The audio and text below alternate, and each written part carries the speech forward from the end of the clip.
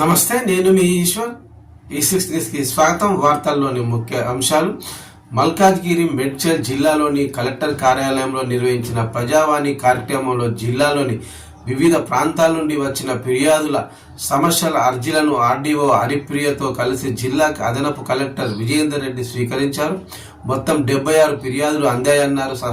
సంబంధిత శాఖల జిల్లా అధికారులు స్వీకరించిన దరఖాస్తులను పరిశీలించాలని, తదుపరి చర్యలు తీసుకోవాలని అదనపు కలెక్టర్ సూచించారు. ఈ సందర్భంగా అదనపు కలెక్టర్ మాట్లాడుతూ వివిధ శాఖలలో ప్రజా సమస్యల సత్వర పరిష్కారం కోసం నిర్వహిస్తున్న ప్రజావాణి కార్యక్రమంలో ప్రజలు అందించే వినతులను సంబంధిత శాఖల జిల్లా అధికారులు తక్షణమే స్పందిస్తూ వాటిని వెంటనే పరిష్కరించాలని ఆదేశించారు.